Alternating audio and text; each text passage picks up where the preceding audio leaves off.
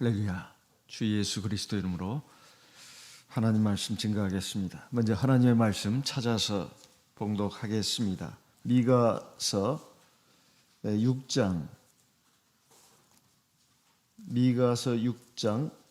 8절 말씀을 봉독하겠습니다.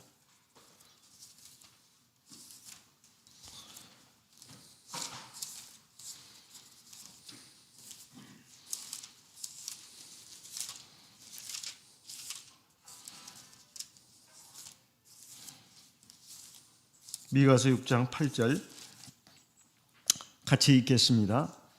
미가서 6장 8절 같이 읽겠습니다. 사람아, 주께서 선한 것이 무엇임을 네게 보이셨나니 여호와께서 네게 구하시는 것이 오직 공의를 행하며 인자를 사랑하며 겸손히 네 하나님과 함께 행하는 것이 아니냐. 하나님의 말씀이 기록된 성경은 우리 하나님의 백성들에게 있어서 삶의 하나의 지침서라고 할 수 있습니다. 그것도 가장 중요한 지침서고 또 가장 올바른 지침서가 되겠습니다. 우리가 컴퓨터를 하나 사더라도 거기에는 안내 책자가 따라오지 않습니까? 하나님의 말씀에 의하면 사람이 대체 무엇인가, 그리고 사람은 대체 어떻게 살아야 할 것인가, 이것을 우리에게 알려줍니다.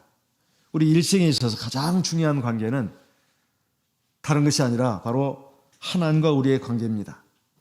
하나님과 우리의 관계에 있어서도 가장 우리가 잊어서는 안 되는 것이 바로 하나님과 우리의 관계는 부자관계라는 것입니다. 하나님은 아버지가 되시고 우리는 바로 그 하나님의 자녀가 됩니다. 이것은 이 사랑의 관계라고도 할 수 있습니다. 하나님을 경배하는 것은 바로 우리가 하나님과 우리의 관계를 새롭게 견고하게 세우는 것이라고 할 수 있습니다. 우리가 살아가면서 하나님의 사랑을, 이 하나님을 경배함을 통해서 우리가 누릴 수가 있습니다. 근데 우리가 살아가면서 종종 문제를 만납니다. 근데 하나님의 말씀을 보게 되면 그 문제의 근원을 추구해 가서 보면 바로 하나님과 사람의 관계에 문제가 생겼기 때문에 그렇다는 것입니다. 우리가 하나님과 우리의 관계를 갖다가 올바르게 세운다면 우리의 삶은 정상이 되고 좋아집니다. 그리고 평안해집니다. 그리고 참된 기쁨과 즐거움이 우리의 삶에 넘치게 됩니다.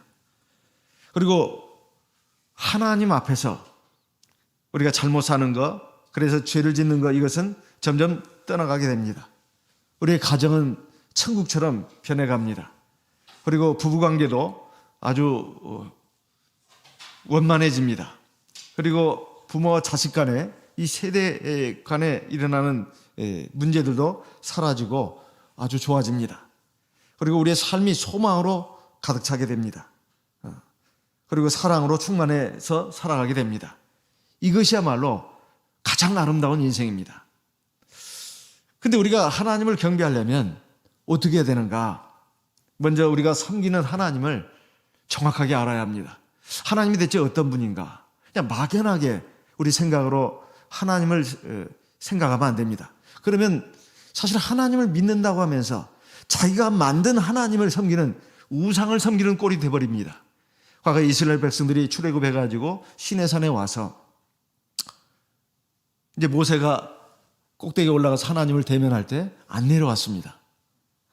그래서 우리를 인도한 하나님은 어디 있느냐? 모세는 어디 갔느냐? 그래가지고 그물을 가지고 송아지를 만들지 않았습니까? 그러면서 이 송아지가 바로 우리를 애굽에서 인도하신 하나님이다, 그렇게 분명히 말했습니다. 그러니까 하나님의 섭리라고 하면서도 하나님을 또 만든 거예요. 이걸 금송아지라고 하지 않았습니다. 무슨 우상이라고 말하지 않았어요. 우리를 애굽에서 인도해낸 하나님이 바로 이 금송아지라고 했어요. 우리가 하나님을 정확하게 아는 것이 그래서 중요합니다. 그러면 우리가 살아가면서 저마다 다 삶의 목표, 꿈, 이상을 가지고 살아가죠. 한 번밖에 없는 삶이기 때문에, 너무나 귀하기 때문에 저마다 다 자기의 인생의 목표, 꿈을 가지고 이상을 세우면서 그 이상을 이루기 위해서, 꿈을 이루기 위해서 노력을 합니다. 그러다 보니 사람이 육신적으로, 물질적으로 많은 진보가 이루어지죠. 그러면서 이제 나름대로 인생의 의미를 찾으려고 합니다. 아, 인생은 이래서 살맛이 나는 거야, 이러면서 말이죠. 그렇지만 그것은 이 세상 몇십 년 사는 동안의 꿈이고 이상입니다. 우리는 반드시 영적인 목표 이상을 가져야 합니다. 그것은 무엇이냐? 하나님께서 나를 어떻게 보시느냐예요. 하나님께서 나에게 요구하시는 것이 무엇이냐? 이것이 우리의 삶의 아주 중요한 목표가 되어야 됩니다. 삶의 이상이 되어야 돼요. 그 이상을 가져야, 그 목표를 가져야 우리가 그것을 향해서 노력을 하게 되어 있습니다.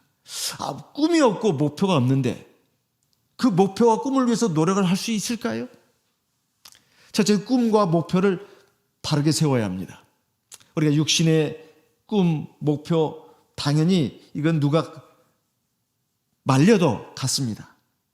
그런데 정말로 우리가 꼭 가져야 될 꿈, 목표, 이상, 이건 하나님이 우리에게 주신 그런 것입니다.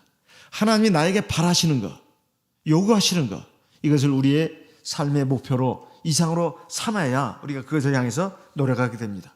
그러면 어떤 유익이 있을까요? 우리의 삶 자체가 진짜 좋아집니다. 하나님이 우리와 함께 하시게 됩니다. 사실 이것이 가장 근본이고 핵심이에요. 내가 인간적인 생각으로 세상 사람들이 가지는 삶의 목표, 꿈 가지고 노력하는 거, 그것이 의미가 없다고 할 수는 없습니다. 값어치가 없다고 할 수는 없어요. 그러나 그것은 다 한계가 있는 것입니다. 덧없는 거예요. 결국은 다 연기처럼, 바람처럼 사라질 것들입니다. 하나님이 우리에게 바라시는 것, 그것을 우리 인생의 목표로, 꿈으로 삼아야 우리 인생 자체도 근본적으로 좋아집니다. 그리고 이 인생으로 끝나는 것이 아니라 영원한 삶으로 이어집니다. 영원한 행복으로 이어진다 이 말이에요. 이것만큼 더 중요한 것이 어디가 있겠습니까? 그리고 우리 삶에 진정한 만족이 있게 됩니다. 그러면 하나님께서 우리에게 요구하신 것이 무엇일까요? 지금 이 미가 선지자가 살던 시대에는 하나님의 선민들의 신앙이 점점 퇴보하고 있었던 때입니다. 그래가지고 하나님을 믿지 않는 건 아니에요. 하나님 믿습니다. 근데 이스라엘 백성들이 전통적으로 이 두 가지를 굉장히 중요하게 생각했어요. 하나는 7대 절기입니다. 7대절, 유월절, 무교절 해가지고 초막절, 오순절 뭐 그런 절기 있지 않습니까? 그런 7대 절기. 그 다음에 5대 제사. 번제, 화목제, 소제 뭐 이런 제사들 있잖아요. 이런 5대 제사를 굉장히 중요하게 생각했어요. 하나님을 믿는 신앙에서 떨어진 건 아닙니다. 근데 문제는 그거 말고도 수시로도 제사를 드렸어요. 매일 아침 저녁으로 흠없는 어린 양, 1년 된 어린 양을 갖다가 하나님께 드리지 않았습니까? 그리고 수시로 또 하나님 앞에 내가 죄를 졌기 때문에 속죄 제사를 드려야 되겠다 싶으면 개인이든 관원이든 제사장이든 제사를 드렸다 이 말이에요. 그런데 문제는 그러면 된다고 생각을 했던 것입니다. 오늘날 우리도 마찬가지입니다. 우리가 하나님을 믿고 섬기는 것은 사실은 이 참 예수의 신앙을 가진 성도라면 이걸 참 버리기가 어렵습니다. 아무리 흔들어도 잘 떨어지지 않는 그 신앙을 가진 사람들이 바로 우리 참 예수교예요. 지금 코로나 바이러스가 이렇게 창궐을 해도 지금 일반 교회에서는 어떤 식으로든 간에 막 예배를 드리려고 애를 씁니다. 교회 해당해서. 물론 좋은 뜻도 있는 줄 압니다. 그렇지만은 지금 사회에서 많은 지탄을 받고 있어요. 그럼에도 불구하고 막 강행을 하는 교회들이 있습니다. 물론 좋은 뜻으로도 하기도 하지만 또 어떤 면에서 본다면 이제 좋지 않은 그 어떤 동기를 가지고 할 수도 있습니다. 왜냐하면 해당에 오면은 신도들이 헌금도 많이 내거든요. 잠자리채가 돌아가지 않습니까? 교회 해당에서 예배를 안 드리면 헌금이 확 줄어버리는 것이 많은 이 교회들의 그 모습이다 이 말이에요. 근데 우리 참여수교는 그러질 않아요.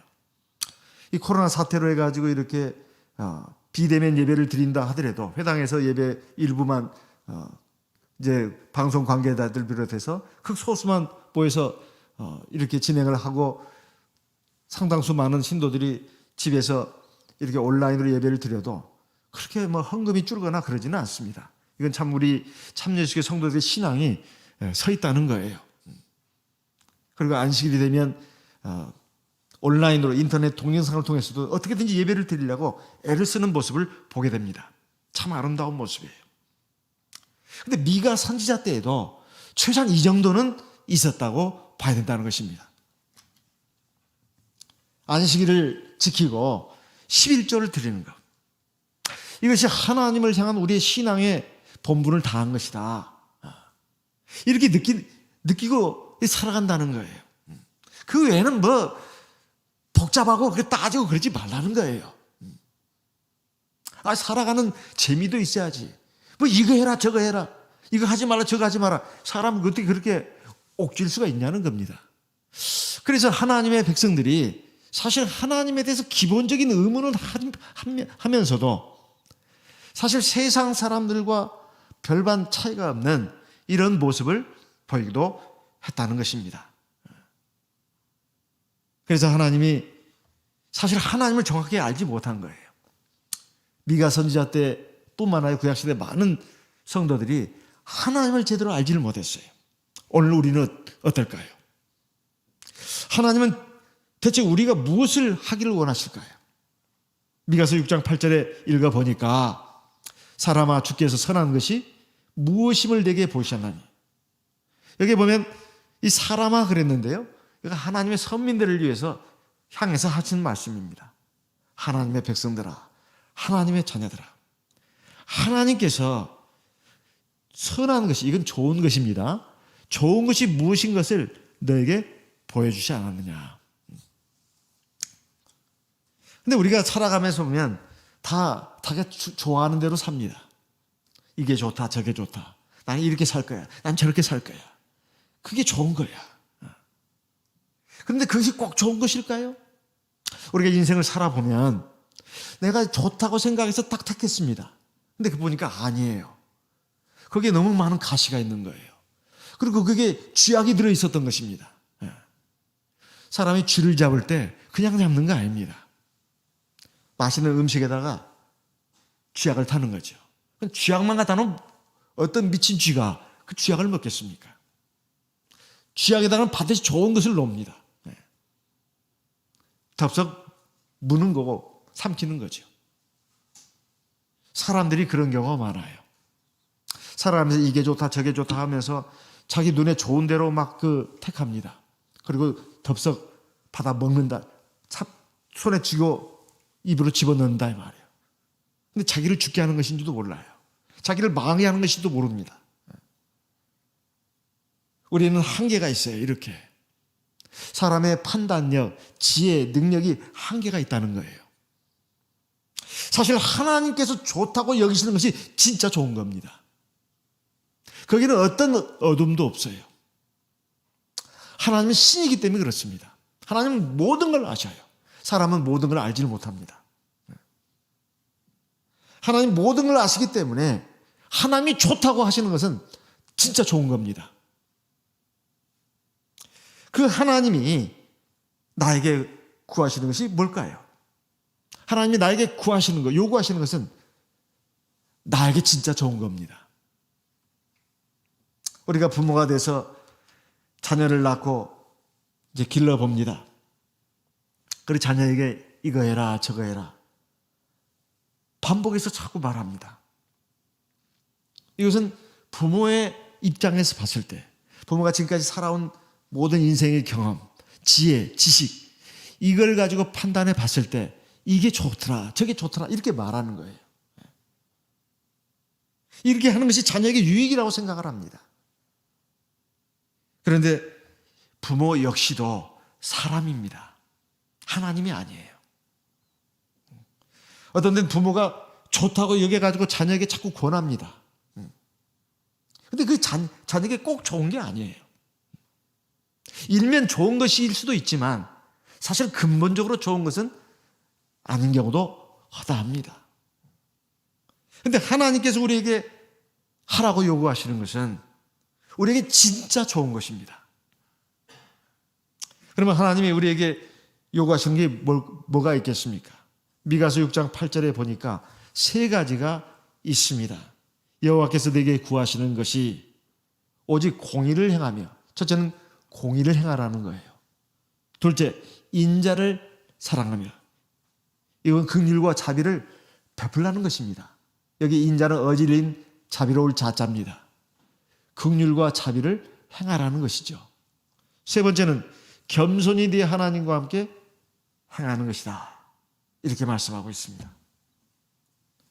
우리가 한평생을 살면서 우리는 세 가지 면을 만납니다. 첫째는 자기 자신이에요.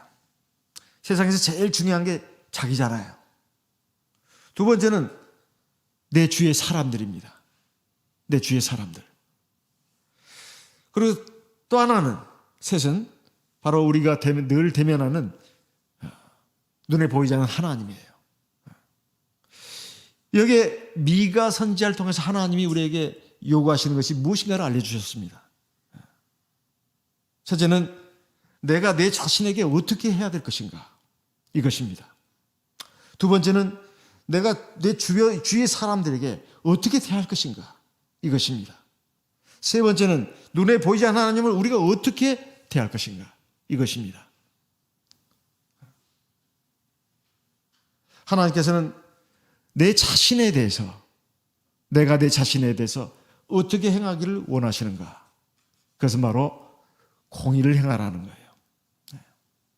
자기 자신에 대해서 공의를 행하라, 그 말입니다. 다른 사람에 대해서는요, 긍휼과 자비로 대하라는 거예요. 사랑으로 대하라는 거예요. 그 하나님에 대해서는요, 겸손한 마음으로 늘 하나님과 함께 동행하라는 것입니다. 이게 바뀌면 안 됩니다. 이게 바뀌는 경우가 있어요. 자기 자신에 대해서 한없이 연민을 가집니다. 사랑을 해요.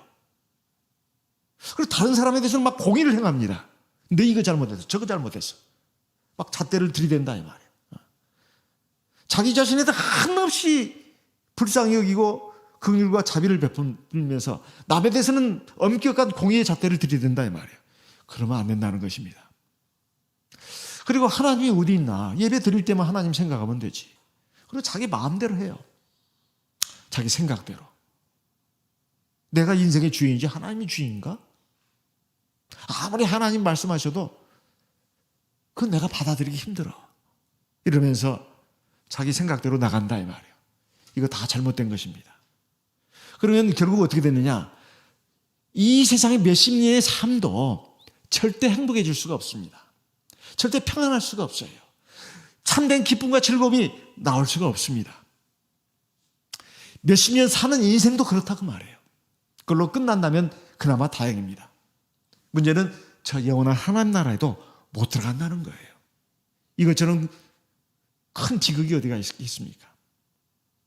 이것은 단순히 이 세상에서 우리가 행복하게 살기 위해서 하나님이 주신 것이 아닙니다. 저 영원한 하나님 나라뿐만 아니라 이 세상의 삶도 진정 행복한 삶을 살도록 하기 위해서, 그리고 하나님 나라에 들어가는 사람이 되도록 하기 위해서 하나님이 우리에게 바라시는 것입니다. 그건 하나님을 위한 것이 아닙니다. 바로 나 자신을 위한 것입니다. 그러면 하나님이 내가 내 자신에 대해서 어떻게 하기를 원하시는가? 바로 공의를 행하기를 원하신다, 이 말이에요. 이것을 내 자신의 삶에 있어서 자신을 향한 목표로 삼아야 합니다. 창세기 17장 1절 말씀을 읽어보겠습니다. 창세기 17장 1절입니다. 창세기 17장 1절, 아브라함의 99세 때에 여호와께서 아브라함에게 나타나서 그에게 이르시되 나는 전능한 하나님이라. 너는 내 앞에서 행하여 완전하라. 우리 잘 아는 말씀입니다. 아브라함은 우리 믿음의 조상으로 하나님이 세우셨습니다. 그러나 아브라함이 언제 나이가 됐을 때 하나님이 지금 나타나셔가지고 이 말씀을 하셨습니까? 99세라고 되어 있어요. 이 99세는 의미가 있는 나이입니다. 우리가 잘 알다시피 우리가 아브라함 그러면 딱 생각나는 사람이 있죠? 독자 이삭 아니에요? 몇 살 때 낳았죠? 이삭을? 100세에 낳았지 않았습니까? 딱 1년 전입니다. 그때 하나님이 99세 아브라함에게 나타나서 말씀하신 거예요. 99년의 인생을 산다는 것도 보통 일이 아닙니다. 최근에 어떤 노 교수가 지금 102세가 돼가지고 TV에 나와서 어떤 말을 하는 걸 볼 때 참 대단하다. 나도 저 정도까지 살 수 있으려나? 참 쉬운 일은 아니겠다. 그런 생각이 들 정도입니다. 99세면 이게 상당한 나이예요. 다음에 지금 하나님이 이삭을 주시는 그 1년 전입니다. 근데 하나님이 나타나가지고 아브라함아 너 참 애썼다. 너 진짜 이제 100점이다. 너 더 이상 할 것이 없구나. 그런 말씀하신 게 아니에요. 아브라함아 나는 전능한 하나님이라. 왜 하나님을 갖다가 지금 자기를 표현하면서 전능한 하나님이라고 말했을까요? 하나님이 모든 걸 할 수 있다는 것을 아직 아브라함이 철저히 믿지 않았다는 거 아니겠습니까? 이제 거의 거기까지 오기는 했겠지만은 난 전능한 하나님이다. 나의 전능함을 믿어라. 그 말 아니겠어요? 그러면서 뭐라고 했습니까? 너는 내 앞에서 완전하게 행하라. 아브라함이 하나님 앞에 아직 완전하게 행하지 못하고 있다는 거 아니겠습니까? 저와 여러분의 믿음을 하나님 앞에서 저울에 한번 달아보면 어느 정도일까요? 내 하나님 앞에서 내 영성을 한번 하나님의 저울에 달아보면 대체 무게가 얼마나 나올까요? 여러분 자신 있습니까? 저도 자신 있을까요?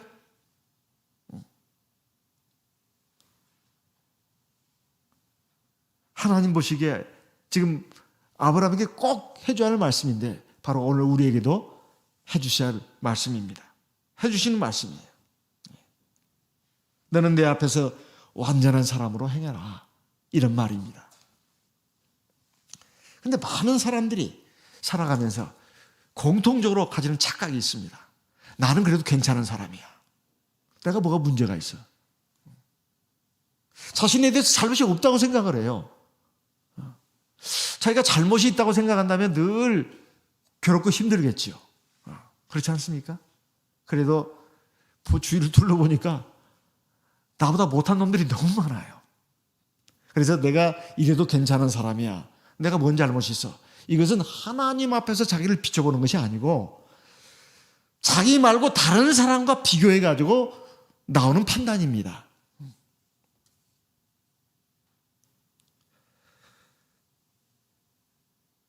사람이 그래서 무의식적으로라도 항상 자기는 괜찮은 사람이다.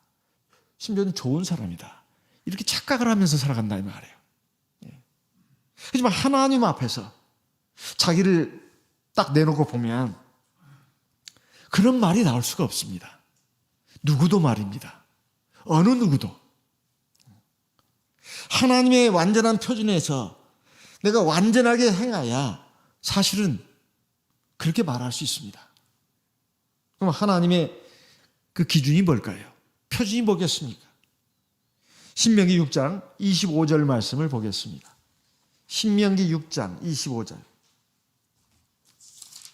신명기 6장 25절 같이 읽겠습니다. 신명기 6장 25절입니다. 같이 읽겠습니다.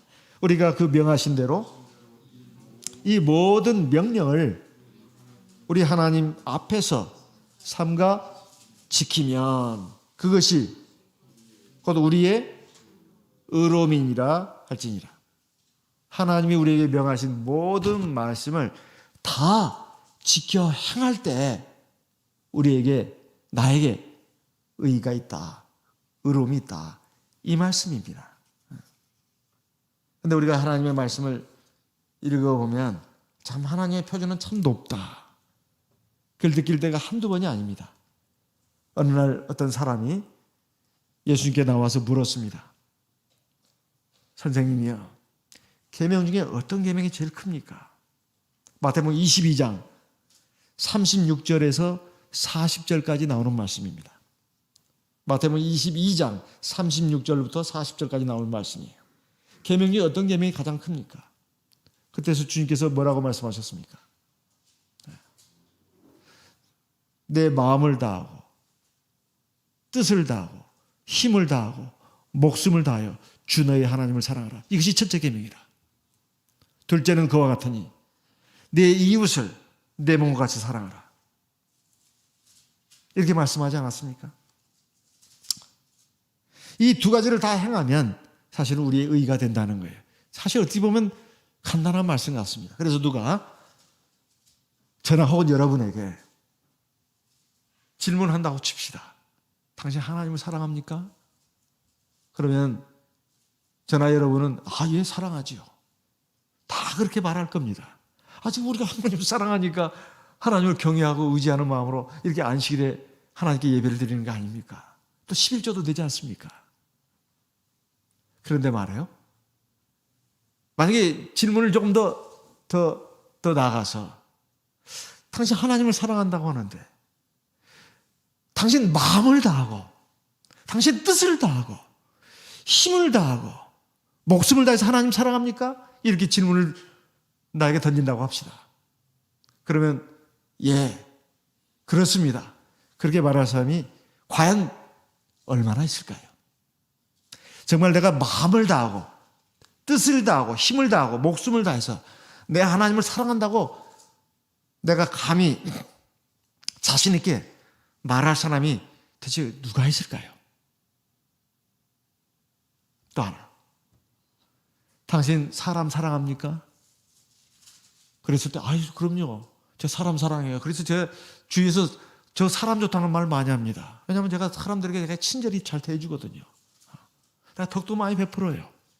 어디 밥 먹으러 가면 내가 먼저 내 카드 꺼내가지고 내가 빨리 결제해버리고 맙니다. 나 그 정도로 사랑하는 사람입니다, 사람을. 이렇게 말할 사람은 혹 있을지 모르겠습니다.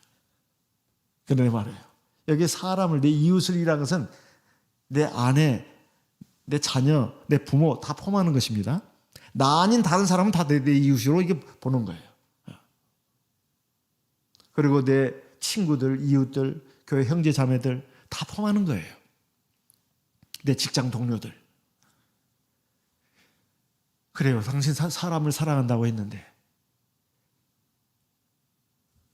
자기처럼 사랑합니까? 내 이웃을 내 자신처럼 사랑해라. 이런 질문이 나한테 던져진다면 그게 예스라고 대답할 사람이 과연 얼마나 있겠냐 이 말이에요. 정말 나처럼 사랑하냐 이 말이에요. 나처럼. 이게 쉽지 않은 일입니다. 우리가 그렇게 하지 못합니다. 이건 우리가 다 불완전하다는 거예요. 그걸 인정을 해야 합니다.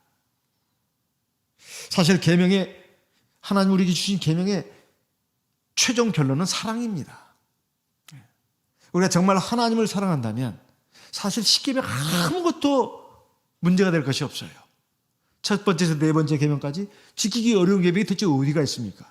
내가 정말 하나님을 사랑한다면, 마음을 다하고 뜻을 다하고 힘을 다하여 목숨을 다하여 하나님을 사랑한다면 그 하나님을 사랑하는 계명이 대체 뭐가 어려운 계명이 있냐 이 말이에요.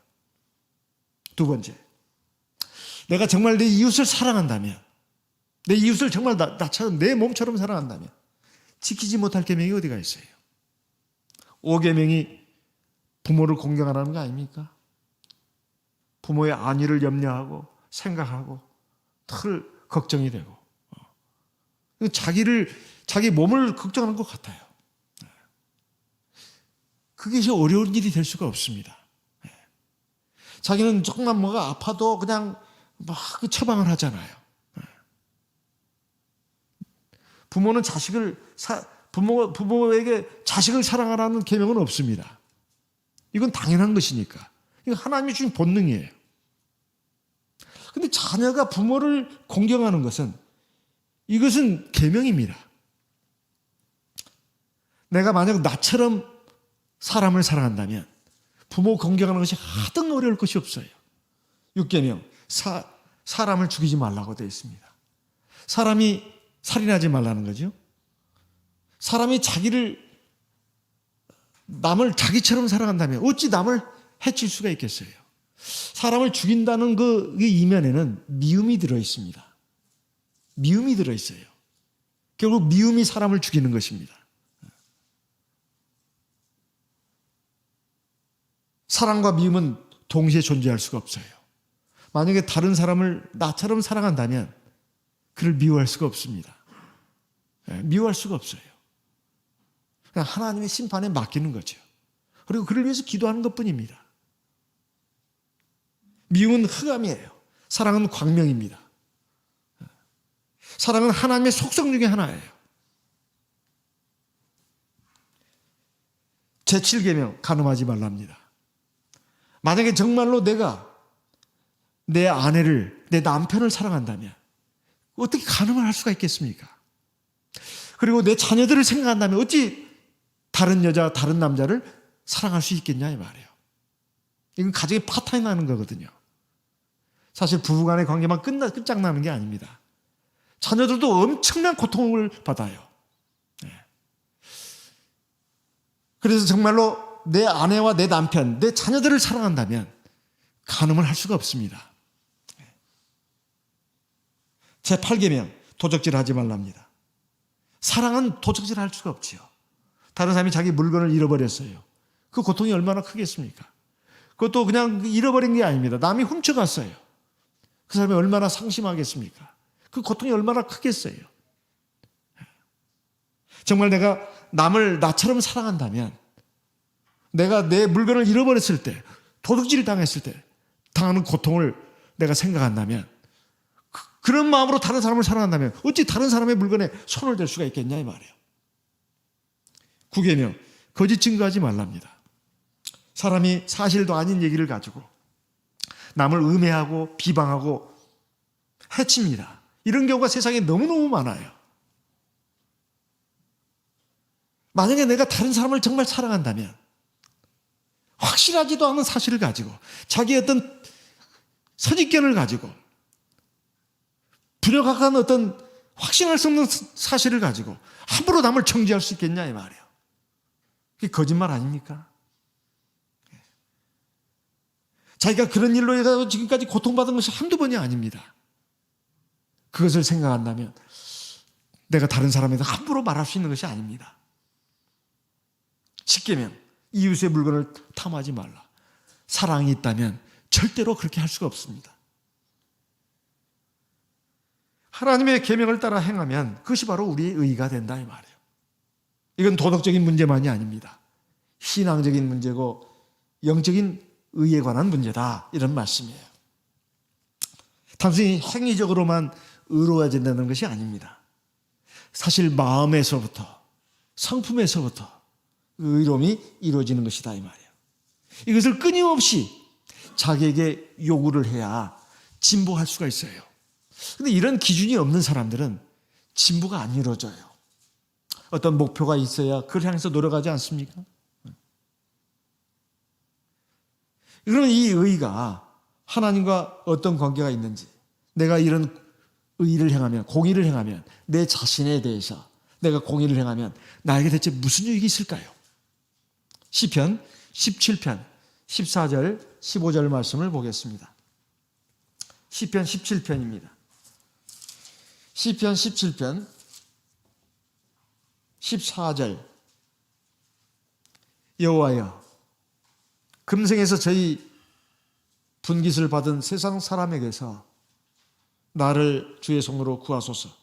그는 주의 제물로 배를 채우심을 입고 자녀로 만족하고 그 남은 산업을 그 어린 자녀 아이들에게 유전한 자녀이다. 이건 세상 사람들의 모습을 지금 묘사한 것입니다.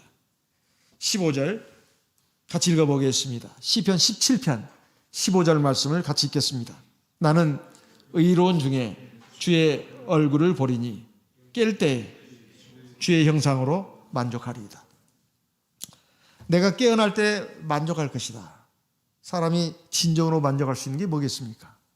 하나님의 얼굴을 보는 겁니다. 우리가 하나님의 얼굴을 보게 되면 하나님의 영광의 빛이 우리에게 비춰지게 됩니다. 가장 보배로운 체험은 하나님의 얼굴을 보는 거예요. 예수님의 세 제자들이 변화산상에서 주 예수님을 하나님인 것으로 이제 딱 알아봤습니다. 그래서 베드로, 야고보, 요한이 말했지 않습니까? 우리가 여기 있는 것이 좋사오니. 참 이대로 이것이 바로 천국이라는 거예요. 세상 삶 걱정에 다 사라졌어요. 주를 위하여, 모세를 위하여, 엘리야를 위하여 우리가 장막을 짓고 싶습니다. 자기들 집 짓겠다는 마음이 다 사라져 버렸어요. 지금 하나님 나라에 들어와 있다는 것입니다. 사실 이것이 바로 권능으로 임한 하나님의 나라입니다. 진짜 하나님 나라에 들어가기 전에 맛보기도 잠깐 보여준 거예요. 그런데도 베드로, 야고보, 요한은 너무나 황홀했어요. 너무나 행복했습니다. 사실 하나님을 만나는 것, 하나님의 얼굴을 보는 것보다 더 귀한 체험은 없어요. 그럼 우리가 어떻게 해야 하나님의 그 얼굴을 볼 수 있냐 이 말이에요. 시편 17편 15절 우리가 같이 읽은 그 말씀에 들어있습니다. 내가 의로운 중에 주의 얼굴을 보리니. 내가 의로워져야 된다는 거예요. 내가 불의하면 하나님을 볼 수가 없어요. 왜? 하나님은 의로운 하나님이기 때문에 그렇습니다. 내가 만약에 불의하다면, 내가 만약에 죄가 있다면 하나님과 나 사이에 장애물이 있는 거예요. 그래서 하나님 볼 수 없는 겁니다. 요한복음 14장 21절 말씀에 보게 되면 나를 사랑한 자는 나의 계명을 지키리니 내가 그에게 나를 나타내리라 예수님께서 말씀하셨습니다. 하나님을 사랑하는 하나님의 계명을 지키는 것이다. 그러면 나의 계명을 지키는 자에게는 내가 나를 나타내 보여주겠다 이렇게 말씀하고 있습니다.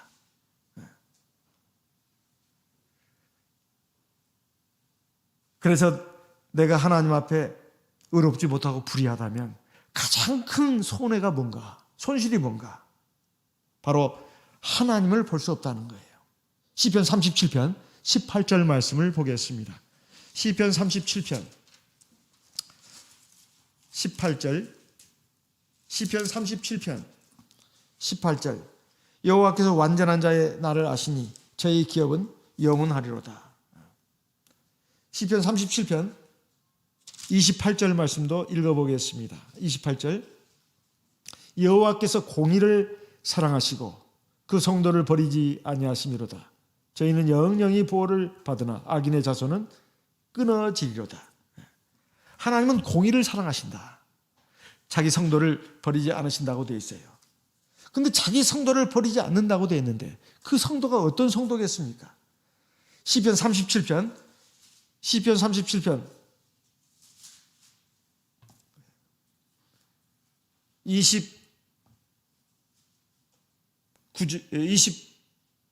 29절 의인이 땅을 차지하며 거기 영영이 거하리로다. 바로 의인이다 이 말이에요. 하나님 앞에서 공의를 행하는 하나님의 백성, 그 의인입니다. 그 의인이 땅을 차지한다는 거예요. 이것은 세상에서의 그 물질적인 면에서의 땅을 차지한다는 말만이 아닙니다. 영적으로 풍성한 은혜를 주신다는 거예요. 그리고 장차 영원한 가나안 땅을, 저 천국의 땅을 차지한다는 것입니다. 하나님이 함께 계시고 하나님이 그에게 끊임없이 풍성한 은혜를 베풀어 주신다는 거예요. 이 세상에서도 말입니다. 그래서 시편 37편 25절 말씀을 보겠습니다. 시편 37편 25절 내가 어려서부터 늙기까지 의인이 버림을 당하거나 그 자손이 걸시감을 보지 못하였도다. 이것은 다윗이 어려서부터 지금까지 삶을 쭉 뒤돌아봤을 때 자기가 직접 목격한 것이다 이 말이에요. 의인이 버림을 당한 것을 보지 못했다 이거예요. 여기 24절에 보게 되면 저는 넘어지나 아주 엎드러지지 아니하면 여호와께서 그 손으로 붙드심이로다. 때로 넘어질 수도 있지만 하나님께서 함께 하셔가지고 그를 붙들어 일으켜 주신다는 거예요. 마치 다니엘과도 같습니다. 다니엘이 사자굴에 던져졌지만 승리하지 않았습니까? 다음날 아침에 왕이 다니엘을 찾아가서 갔을 때 다니엘이 왕에게 말했습니다. 왕이시여, 제가 여기 있습니다. 하나님이 저와 함께 해주셨습니다. 다니엘은 의인이었습니다. 그래서 하나님이 그와 함께 하셨던 거예요. 사자가 그를 해칠 수가 없었습니다. 하나님이 그를 붙들어 주신 거예요. 의인이 되려면 어떻게 해야 되는가? 하나님 앞에서 옳은 일을 하도록 노력을 해야 합니다. 그것이 바로 의인이 되는 길이에요. 이것은 실제로 굉장히 중요합니다. 정말로 자기의 큰 유익이 있다는 말이에요. 시편 37편 25절. 내가 어려서부터 늦기까지 의인이 버림을 당하거나 의인이 버림당한 걸 못 봤다는 것입니다. 그 다음에 그의 자손이 걸시감을 보지 못했다. 하나님의 은혜가 그 의인뿐만 아니라 그 자손들에게도 임한다는 뜻입니다. 그래서 우리가 이것으로 또 이 세상에서 삶이 끝나는 것이 아니라 마태복음 13장 43절 말씀도 읽어보겠습니다. 마태복음 13장 43절입니다. 마태복음 13장 43절 같이 읽겠습니다. 마태복음 13장 43절 같이 읽겠습니다. 그때 의인들은 자기 아버지 나라에서 해와 같이 빛나리라. 귀 있는 자는 들으라. 그때 이 말은 주님이 재림하시는 날, 영원한 하나님 나라가 하나님의 백성들에게 주어지는 날, 우리가 이 세상에 사는 삶이라고 하는 것은 마치 연극 배우들이 무대에 올라가서 한 편의 연극을 펼치는 것 같습니다. 사실 세상 사람들 모두가 한 번밖에 없는 세상을 살면서 다 같이 추구하는 것은 좀 넉넉하게 살고 싶다는 거예요. 재물입니다. 그 다음에 지위와 명예가 있으면 좋겠다는 거예요. 영광이에요. 이거 이해할 수가 있습니다. 그렇지만 이 세상의 삶이라고 하는 것은 한편의 연극일 뿐이에요.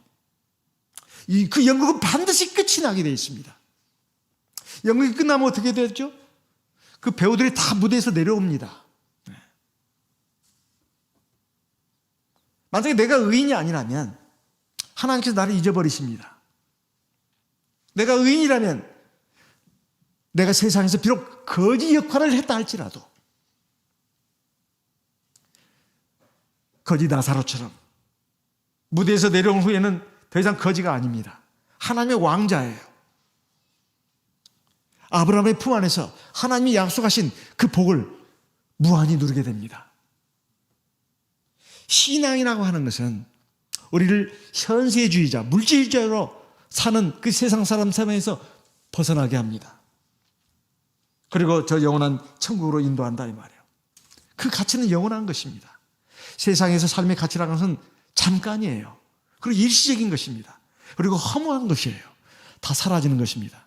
어젯밤에 유럽 어느 나라, 제가 지금 프랑스인지 독일인지 네덜란드인지 그 중에 하나인데요. 선진국에서 온 그 백인 신부. 아버지는 의사고 어머니는 교수고 그리고 나머지 형제간들도 다 그런 그 사람이 됐다는 거예요. 자기만 인생의 허물을 느껴가지고 사람이 죽어가는 모습을 보고 아 이렇게 살아서는 안 되겠다 해서 기독교 신앙을 가지게 되고 신부가 돼가지고 유교 사변으로 지금 황폐화된 우리나라에 와서 온갖 고생을 다 했습니다. 지금 나이 90이 됐는데 지금 자기 부모님은 세상을 떠나고 자기 형제간들도 다 세상을 떠났다는 거예요. 다 덧없는 것이라는 거죠. 그리고 그분의 말에 의하면 사람이 죽음이 빨리 자기들 생각보다 빨리 온다는 것을 대부분 다 모른다는 것입니다. 죽음이 오면 다 당황을 하고 두려워한다는 거예요. 그때 가서는 세상에서 내가 얼마나 돈을 많이 벌었나, 얼마나 성공하고 출세했느냐, 이거 아무것도 아니라는 것입니다. 그게 맞지 않습니까?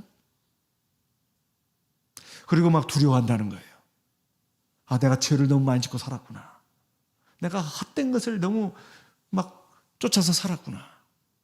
그래서 그분의 말에 의하면 이것입니다. 하나님을 믿어야 된다는 거예요. 그리고 내세가 있다는 것입니다. 반드시 있다는 거예요. 그리고 바르고 착하게 살아야 된다는 거예요. 근데 그 바르고 착하게 산다는 게 뭐겠습니까? 하나님 말씀 계명대로 사는 거 아니에요? 그것이 남는 겁니다. 그거 외에는 남는 것이 없어요. 아무것도 남지 않습니다. 다 연기처럼 사라지는 거예요. 그것이 뻔히 보이는데도 그걸 애써 무시하고 세상에 많은 사람들이 그렇게 가고 있고, 우리 성도님들 가운데도 정신이 헷가닥 하는, 또 믿음이 제대로 서 있지 않고 믿음 생활 제대로 안 하는 분들은 거기에 벌써 물들어가지고 거기에 그냥 헷가닥 하면서 같이 그냥 휩쓸어 간다 이 말이에요. 나중에 맞이하게 될 것은 엄청난 허무고 고통이고 절망입니다. 그렇게 살다가는 말이죠. 우리가 세상에서 어떤 역할을 하면서 살았든 간에 우리는 최선을 다해야 합니다. 우리가 정말 이 세상에서 어떤 역할을 맡았든지 간에 내 연기에 최선을 다하고 하나님 보시기에 옳은 것이라면 그걸로 된 것입니다. 그걸로 된 거예요. 세상에서 어떤 역할을 하느냐, 그건 중요한 게 아니에요. 그 역할에 내가 최선을 다해야 된다는 거예요. 그리고 그보다 더 중요한 거, 하나님 보시기에 옳은 것이어야 되는 거예요. 이것이 중요한 것입니다. 그러면 우리가 그 무대에서 내려올 때 천국에 들어가서 해처럼 빛납니다. 이것이 바로 우리가 누리게 될 영광입니다.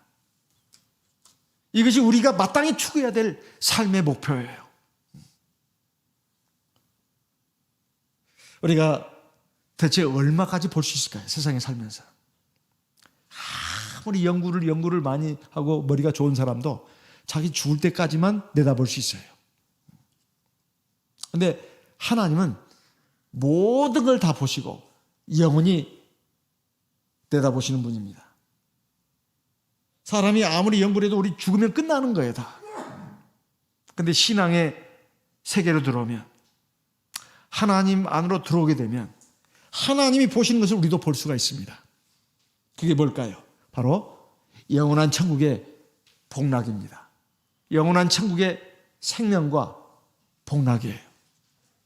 천국에서 태양처럼 빛나기 위해서 우리는 어떻게 해야 될까요? 이 세상에서 많은 희생을 해야 합니다. 그 희생은 두 가지가 있습니다. 하나는 옳지 않은 것은 마땅히 희생할 수 있어야 돼요. 이건 희생이라고 할 것도 없어요. 옳지 않은 것은 버려야 됩니다. 그런데 이 희생이라는 말을 쓰는 이유는 그렇게 생각하는 사람들이 있으니까 하는 말입니다. 또 어떨 때는 옳은 것이라도 희생할 수 있어야 합니다. 그게 하나님 앞에서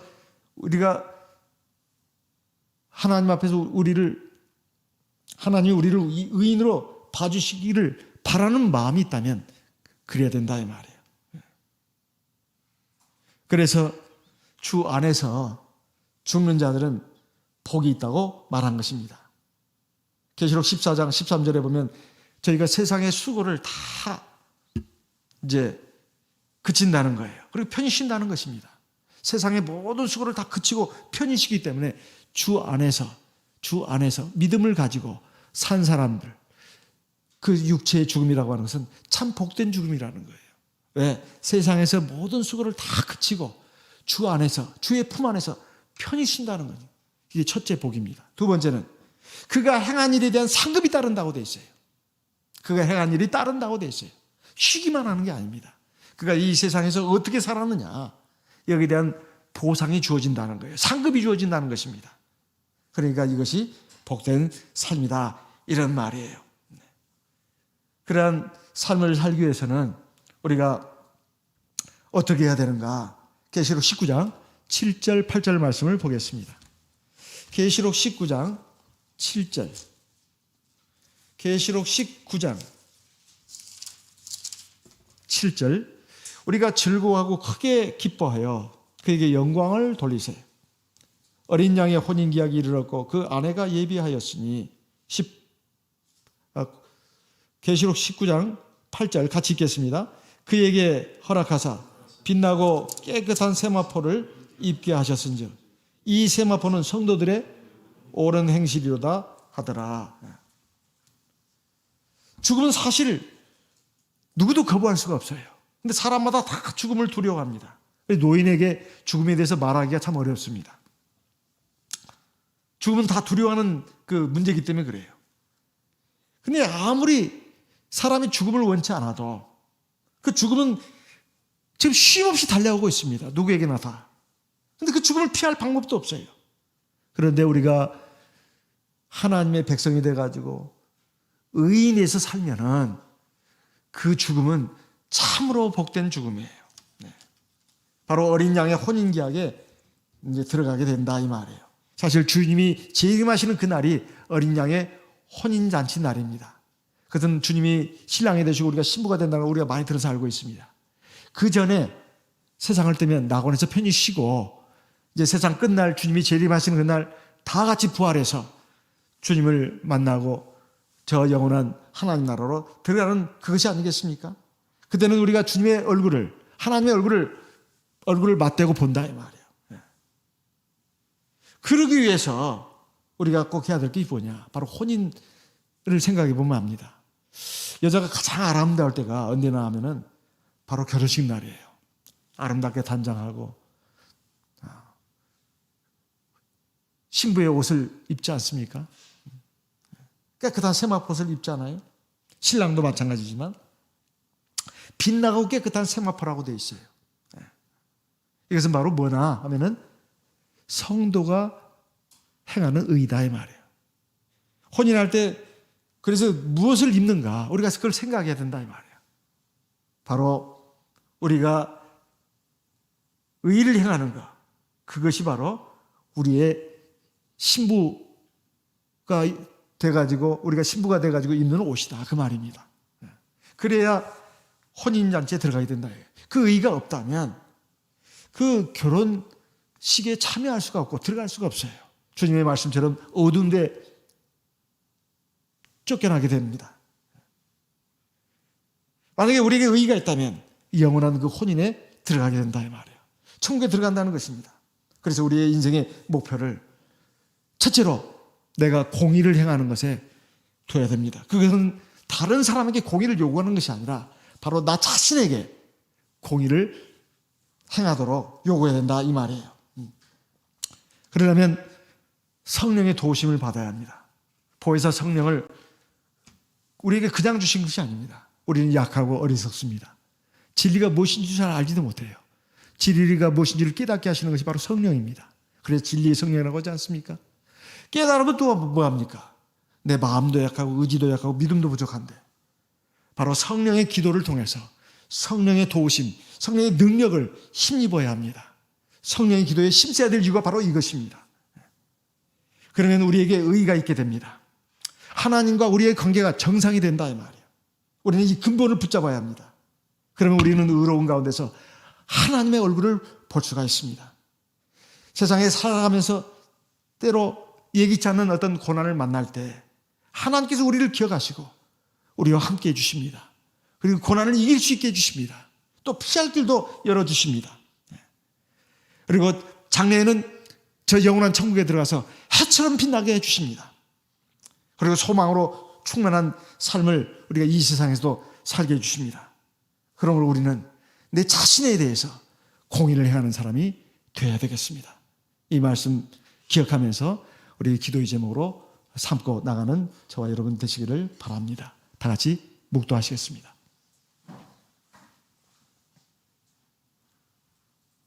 할렐루야. 아멘.